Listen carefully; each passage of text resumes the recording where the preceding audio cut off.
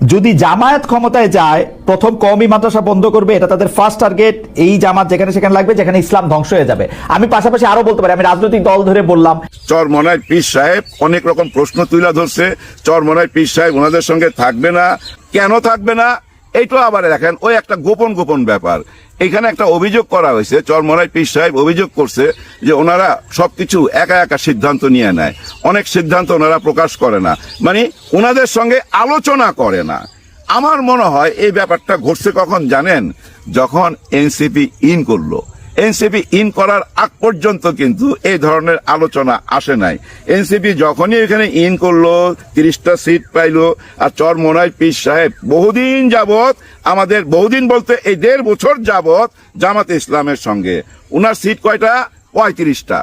এখানে কি একটা বৈষম্য দেখা দিছে? এখানে কি তর্কের জন্ম দিল? হ্যাঁ, এখানেই তর্কের জন্ম দিছে যে আমরা আপনার জন্য কি না করছি আপনার সঙ্গে। এই যে জামাত ইসলাম সহকারে 8টা দল এবং একটি ভোটের বাক্স, ইসলামিক ভোটের বাক্স, একটি ভোটের বাক্সতে যে নিয়ে আসলাম, আমাদের কি অবদান ছিল না? নিশ্চয়ই আমাদের অবদান ছিল, এবং এটাই সত্যি কথা, চরমনায় পীর সাহেবের অবদান ছিল। আর ওই জায়গা থেকে একটা ক্ষোভ প্রকাশ করতেই পারে। কিন্তু এখানে প্রশ্ন হচ্ছে, দেখেন ইঞ্জিন যেদিকে যাবে বগিকে সেদিকেই যাইতে হবে। হ্যাঁ, আপনারা কি মনে করেন না একবারও যে জামাত ইসলাম ছিল বইলাই এই 8 দলের ঐক্য হয়েছে, যেটা এখন 12 দলের রূপ নিছে? এই ঐক্যটা কিভাবে হয়েছে? জামাত ইসলামের কারণেই। ইঞ্জিন তো একটাই থাকতে হয়, আর সবাইকে বগি হইতে হয়, ওইটুক শ্রদ্ধা ভক্তি রাখতে হবে। হ্যাঁ, ডাক্তার শফিকুর রহমান স্যারের প্রতি ওই ভক্তি শ্রদ্ধা রাখতে হবে। উনি না বুঝাতো আর এনসিপি কে ন্যায় নাই। আজকে যদি এনসিপি না থাকতো, আজকে যদি বীর বিক্রম কর্নেল অলি সাহেব না আসতো, জামাতের শক্তি কি এতটা বৃদ্ধি পাইতো? নিশ্চয়ই না। উনাকে উনার মতো রাজনীতি করতে দেন। একজনকে তো মুরব্বী মানতে হবে। সবাই মুরব্বী হইতে চাইলে হয় না স্যার, সবাইকে তো মুরব্বী হইতে চাইলে প্রবলেম হয়ে যায়। এই যে চরমনাইয়ের পীর সাহেবের নেতৃত্বাধীন ইসলামী আন্দোলন বাংলাদেশ এই জামাতের জোট থেকে বেরিয়ে গেল, এটা কেন গেল? এই ব্যাপারে আমাদের কাছে কিছু খুবই গুরুত্বপূর্ণ এবং অতি গোপনীয় তথ্য হাতে এসেছে এবং ডকুমেন্টস হাতে এসেছে। কেন তারা জামাত ইসলামের জোট থেকে বেরিয়ে গেল?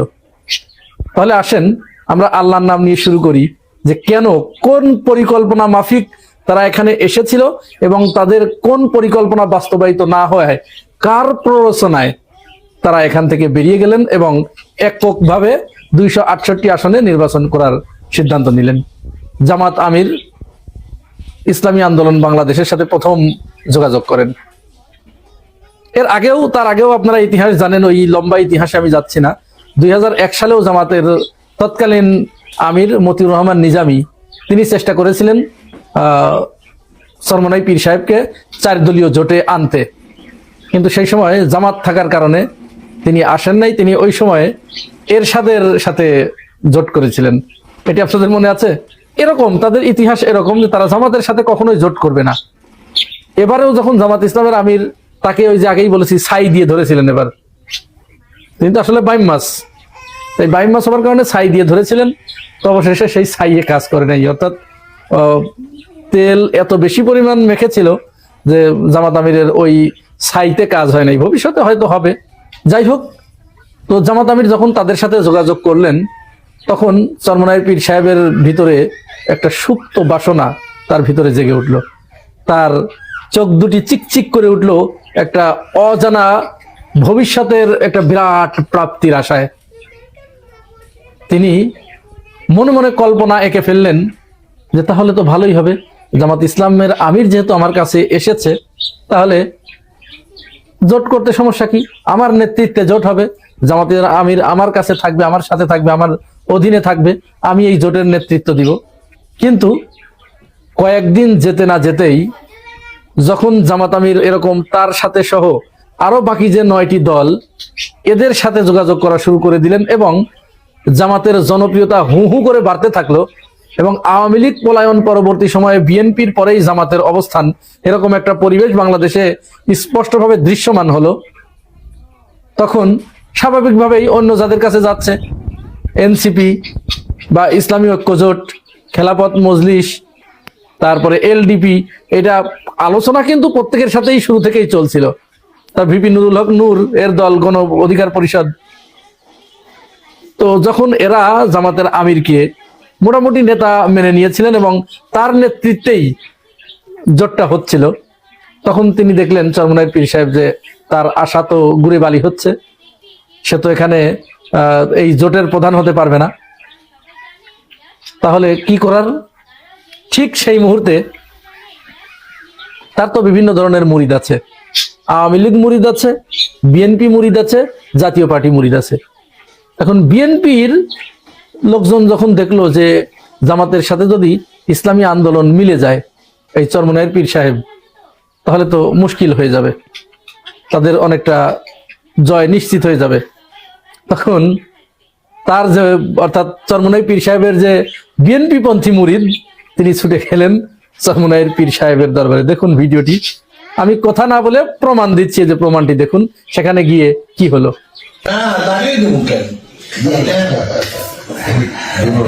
আসসালামু আলাইকুম।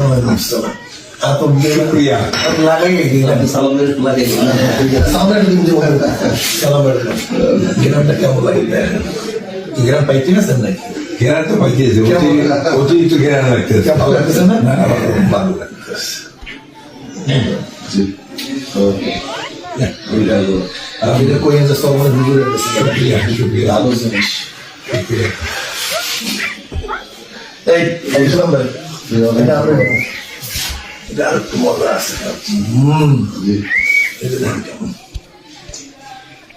ঠিক আছে,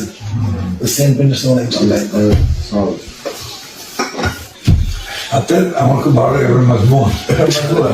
তো তার এই বিএনপি পন্থী মুরিদের প্ররোচনায় তিনি অস্থির হয়ে গেলেন, গলে গেলেন, বিগলিত হয়ে গেলেন। মুরিদ সাহেব তাকে বলে দিলেন যে আপনি একা নির্বাচন করেন, আপনার অন্তত 150 আসনে জয়লাভ করার সম্ভাবনা আছে, আপনি জামাতের সাথে কেন যাবেন? জামাতের সাথে কি আপনার যাওয়া সাজে?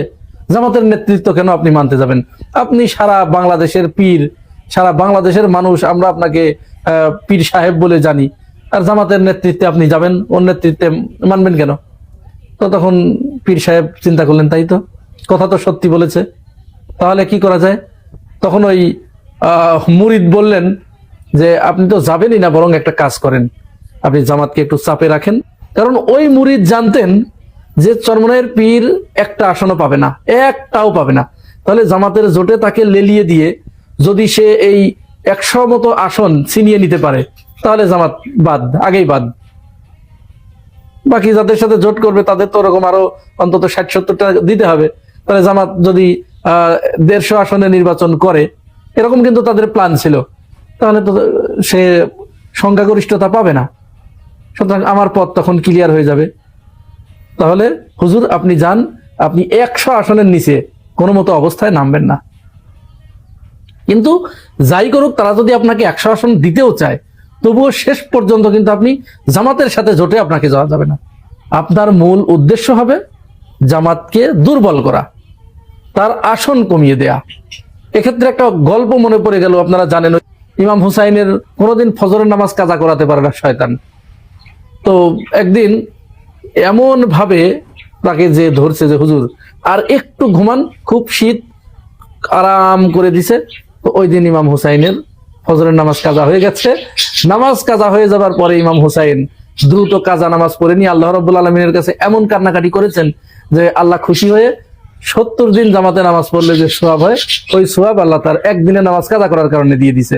তো এই সোয়াবের হিসাব তো খবর কিন্তু শয়তানের কাছে থাকে। এখন শয়তান পরের দিন ফজরের নামাজে এসে ডেকে দিচ্ছে যে হুজুর তাড়াতাড়ি যান, আপনি ফজরের আজান হয়ে গেছে, নামাজ পড়ে আসেন। তো ইমাম হুসাইন তখন আশ্চর্য হয়ে গেল, যে বলছে তুমি তো, তোমার কাজ তো এটা না, তোমার কাজ তো নামাজ থেকে বিরত রাখা মানুষকে। তখন উনি বলছেন, না হুজুর আপনি ভুল বললেন, আমার কাজ নামাজ থেকে বিরত রাখা না, আমার কাজ হচ্ছে সোয়াব কমানো। তো গতকাল আপনার সাথে আমার যে ব্যবসা হয়েছে, ওই ব্যবসায় আমার বিরাট লস হয়ে গেছে, আপনি তাড়াতাড়ি যান, নামাজ পড়ে আসেন। তো এরকম তাদের উদ্দেশ্য ছিল জামাতের আসন কমানো, জামাতকে দুর্বল করা, জামাত যাতে সংখ্যাগরিষ্ঠতা না পায়, এবং এই চাপে রেখে তাদেরকে একটা অস্থিরতার ভিতরে ফেলে দেয়া, এবং অপরদিকে তার বিএনপি বা অন্য যারা আছে তারা বেরিয়ে যাবে, এটাই মূল উদ্দেশ্য ছিল। এরপরে জামাত যখন একের পর এক তার সবগুলো দাবি প্রায় মেনে নিচ্ছিল, তখন কি হলো, চিন্তা করলে তো মেনে নিল, তো এখন কি করা যায়? তখন দাবি করে বসলো জামাতের একেবারে নিশ্চিত আসন যেখানে, যেমন আমি উদাহরণ দেই, তারা চেয়েছে হামিদুর রহমান আজাদের আসনটা, জামাতের যিনি প্রচার বিভাগের দায়িত্বে আছেন, কক্সবাজার 2। এরপরে চেয়েছেন জামাতের বর্তমান সেক্রেটারি জেনারেল যিনি মিয়া গোলাম পরোয়ার, তার আসনটা চেয়েছে। এরপরে চেয়েছে ওই যে চট্টগ্রামের শাহজাহান চৌধুরীর আসন। আচ্ছা বলেন, তাহলে এটা কি জোট রাখার মতো, জোটে থাকার মতো চাহিদা এটা? না, এটি আর যাই হোক, জোটে থাকার মতো চাহিদা এটি হতেই পারে না। কারণ এইটা কখনো কেউ চায়, কারো যদি বিন্দুমাত্র বিবেক থাকে, যে একটা দলের, যে দল নেতৃত্ব দিচ্ছে সেই দলের সেক্রেটারি জেনারেল, তার নায়েবে আমির, তার মানে হেভিওয়েট প্রার্থীদের আসনগুলো চাচ্ছে, অর্থাৎ সেখানে তাদের দিতে হবে। তো জামাত স্বাভাবিকভাবেই এইটা মেনে নেয় নাই। এরপরে তারা চেয়েছিল যে তারা মিনিমাম 70টা আসনে নির্বাচন করতে, মিনিমাম 70টা আসনে তারা এসে থেমেছিল। পরে জামাত তাকে 45টা আসন দিয়ে দিল এবং 25টি আসন উন্মুক্ত রাখলো, যে ঠিক আছে তাহলে 25টি আসনে সবার প্রার্থী থাকবে, আপনারা নির্বাচন করেন, এখানে একটু জনপ্রিয়তারও একটু পরীক্ষা হয়ে যাক। তাহলে 25টা আর 45 কোথায়, 70টা কিন্তু হয়ে গেল। এতে রাজি না, করবে না। আসলে তো সে জোট করবে না, জামাতের সাথে আসবে না। উদ্দেশ্য তো তার জোট করা না, উদ্দেশ্য হচ্ছে জামাতকে বিপদে ফেলানো। এর ভিতরে আর একটা কথা, জামাতের কাছে তারা প্রধানমন্ত্রিত্ব চেয়েছিল, আমাদেরকে প্রধানমন্ত্রী দিতে হবে। আর আগে তো ওই যে জোটের নেতৃত্বে তো থাকতে চেয়েছিলই। এই সব প্রচেষ্টা যখন ব্যর্থ হয়ে গেল, তখন তারা আজকে সাংবাদিক সম্মেলন করে জানালেন যে তারা ওইখানে সাংবাদিক সম্মেলনে একজন নারী ছিল, নারী নেতৃত্ব কখনো ইসলামী আন্দোলন মানতে পারে না, নারীদেরকে তারা কখনোই গ্রহণ করবে না, সুতরাং ওইখানে আমরা, নারী যেখানে আছে সেখানে আমরা নাই। তো ওইখানে এনসিপির যে মেয়েটা মনিরা শারমিন, ও আসবে, মনে কি এটা জানতো? শয়তানির তো একটা লিমিট থাকা দরকার। এই হুজুরগুলো